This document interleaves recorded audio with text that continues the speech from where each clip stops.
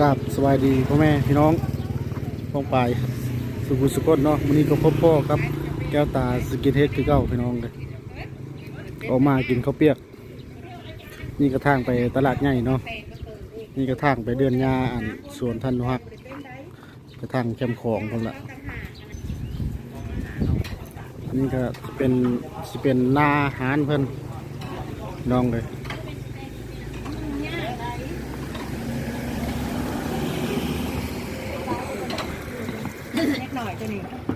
น้ำซุปนี่หน้าตาแม่ค้าเฟอร์บูมี่เนาะมีแต่ข้าวเปียก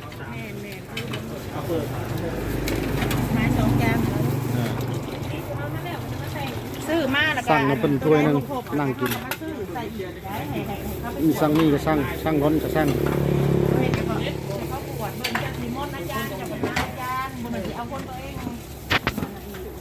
น้ำซุปข้าวเปียกหมูกรอบกินอยู่นี้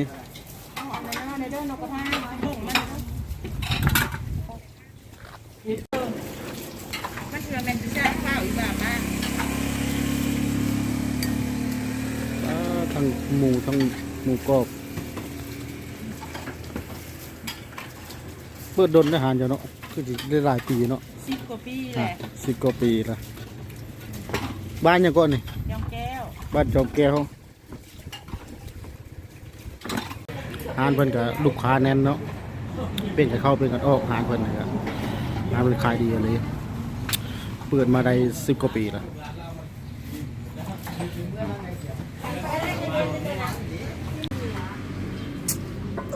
ปรุงก่อนพี่น้องปรุงก่อนเป็นขักเด้อหานเพิ่นเด้อมันกินกูปรุงกระแซ่บหานเพิ่นต้องปรุงสติกไทย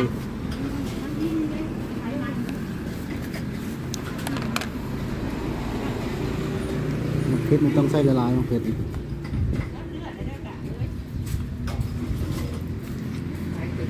จอมแก้วเด้อหานเปียก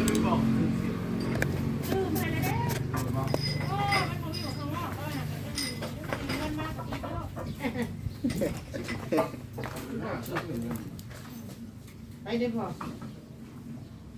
ตลาดเป็นลูกค้าอาจารย์ให้ค่าเห็ดใส่ใจหลายพี่น้องเอ้ยแซ่บเห็ดง่ายๆอาจารย์แล้วก็มันมากเขากัน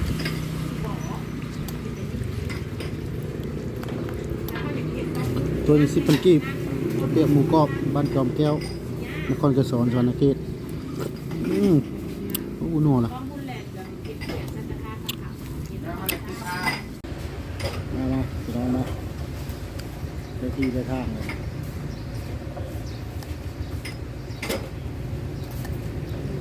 สุกทักกันเลย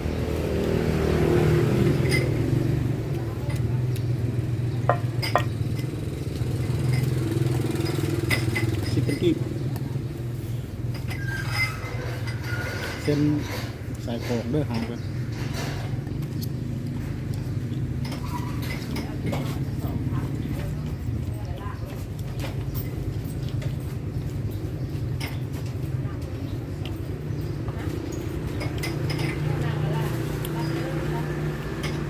กรอบต้นจะให้ลายทุกชิ้นกับ2 ลูก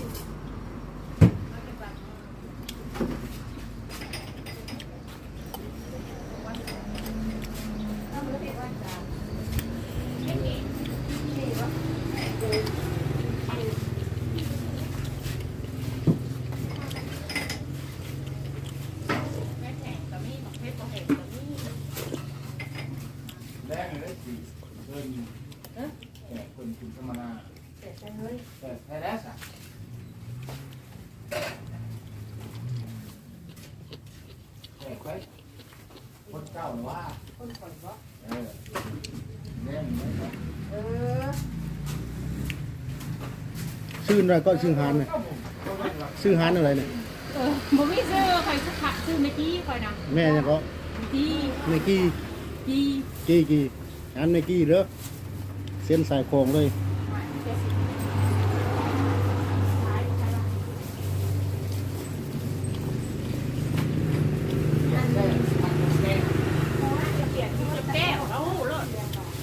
แก้วคนนครกระชอนที่สิฮู้บ่เนาะ แม่ มีแต่เฮาแล้วคนต่างที่มีบ่ฮู้ กระหู้อยู่ เอาวะ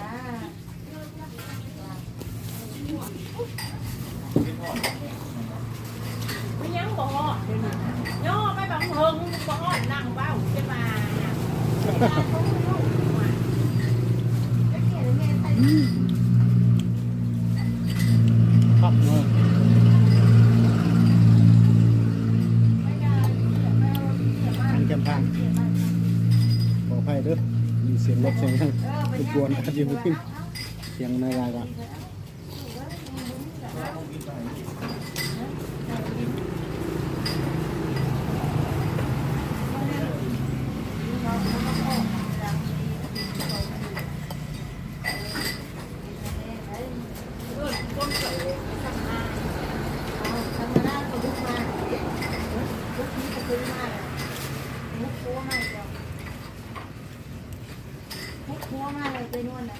เออคนเจ้าเอาคนงงเด้อเต๋อ เมื่อน่ะเป็นมาในเรื่องคนละก่อนนะแต่ว่าก็พี่เดียวพี่เด้อเขาบอกเด้อว่าแม่เอ้ยเจ้าอ่ะเมื่อเป็นกระดาษแล้วที่เขา อากาศหนาวของเลย ตายตัดสินใจ รักษาสุขภาพเนาะ ลูกคือพาเป็นน้อง เป็นกระบะมาเนาะ เดี๋ยวได้รถจ้างให้หัวมันดีได้ไง เอาดีนะ มันตุ้ยมันเลยต้องดู เจ็ดเดือนแหละผู้ชายหัวอยากได้หัวว่าเอาสานั่นเจ็บเลยเอาตัวเอาลูกเกิดหน้ามีเด็กผู้ชายเอาผมไม่อยู่นะแม่ผมเกิดคนนี้ช่วยคนนี้ โอ้ย ผมเกิดที่ไหนบุรีมันเป็นยามดี เขาเรียนยกทำไมมาเลย เราก็ตามให้รู้แต่หน้าวันนี้เลยเป็นอะไรได้ลูกจักที่อยากให้ช่วยที่บางคนเนี่ยคนคิดกันเป็นแป้งเลยเนาะแป้งแบบนี้เลยบางคนที่ยังแล้วจักใส่เจียวนี่ไม่เอาเนี่ยแล้วก็นี่แหละ เป็นไรเป็นไร ตัดมันไปจ้างมาพวกมากเดี๋ยวเราไม่ได้ลูกจักเรียกว่ามันเป็นใครได้เป็นแบบโดดมันเจ้าโดดนี้เป็นที่กับมีกับทีจะมาจะไปทำร้ายได้แบบอะไรทำร้ายได้เขาก็ได้หายได้มันอะไรอยู่ จริงเราแล้วเดี๋ยวกล้ามเว้นเรา เล่ เล่ น น กี กี น ฬา เล่น เลย กี เนาะพวกเป็นเขาเล่น80เหลือ เล่นคนเต้นที่ตัวนะมาได้เลยนั่นที่เราบอกว่าอะไรเนี่ยเราก็ที่เดี๋ยวแกทำหล่อจะเป็นวง ใส่หมวกเพชรในเดียวเพชร เมื่อไหร่ที่จะต้องมาได้คน หน่อยไปโดนเขาไม่ได้ เราเป็นท่านที่ไว้ ถ้ากระโบว่าพอเขาขึ้นมาแล้วเป็นในนั้น ที่ท่านที่ในบริษัทคอย เขา เรา เสื้อเขาขึ้นมาเขาเราไปห่ออยู่เนาะเขาได้เลยไม่เขาปล่อยเพิ่น งานนี่เลยผู้อะไรลูกสาวผู้อะไรเลยลูกสาวยิ้มขนาด เขาไปยิ้มเขาว่า เพราะว่าพ่อเจนวนแบบเที่ยวไปเรื่อยยายวินยายวินกับพ่อยายวินผัดคนสะอาดไม่อยากให้ขับไปใกล้เพื่อนโควิด ส่วนเขาเป็นคนเขาได้มาอยู่แล้ว นี่จะวันที่เขาคนบอกแล้วโทรมาบอกคนให้ค่อยบอกเมย์คนให้เมย์เขาบอกครูเวลาบ่อยไปอ่ะแต่วันนี้ยังจะบอกว่าจะเป็นผู้จะเป็นเจ้าของเพื่อนจะเป็นยังที่โทรมาให้คอยว่าเอาหมดสบายเจ้าคือกันเจ้าจะพิดกันน้องกันนี่แหละเจ้าก็เมย์เจ้าพิดกันน้องคือว่าเงินเป็นแมวไปไหนเพราะคุณอยู่ห้องกินแมวไปกินให้ได้เงินบ่อยว่าคนประกาศว่าเพราะว่าเขารู้แล้ววันนี้ใช้พวกเจ้านะเนี่ยในห้องก็เชิญสุดสาวพวกเจ้าเนี่ยในมิ้นแหละกินไม่ให้ป่วยเขาเพื่อว่าให้รับปล่อยระดับคือเขาบอกจะเป็นนี่ได้เลย แล้วก็เอลี่เลยมือได้หนีแล้วเท่านั้นเราน้องเอก มันนี่เลยเพราะว่าเจ้าคุณแม่บ่เคยปล่อยจะเกลือนะให้รับปล่อยจะเน้ก่อนจะเป็นผู้ว่าเน้อันผู้เคยรับปล่อยนี่ก็คือเจ้าหัวเอาเงินล้าน ลม เจ้า พั อั ด น วู สิ บ กับ อยู่พี่น้อง แม่บอกอ่ะน้ำซุปเป็นนัวเลย จีบเป็นคนเงินเป็นคนเจ้าเจ้าที่ว่าเจ้าดีไม่ใช่ว่าไม่หรอกเนาะเอาสิมีได้เหรออยากลองคิดเอาหายเข้ามา น้ำซุปเป็นนัวเลย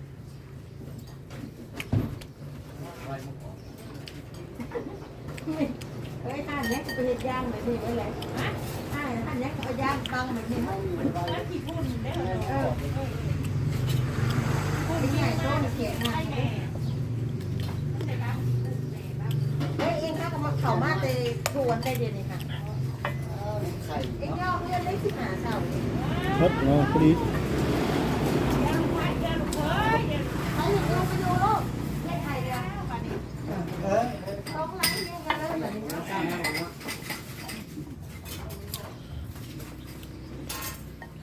ย่อมาเศร้าไม่เห็นที่งานเลย เขาเปียกเยอะเอายัง มีเผลอ อยู่พ้นชิ้นแต่อันเป็นเรื่องของพ่อมันนี่ได้กะ เอายังไงผมมีเปียกบอก นกขับตัวพี่น้องเลยน้ำสุดคักเลย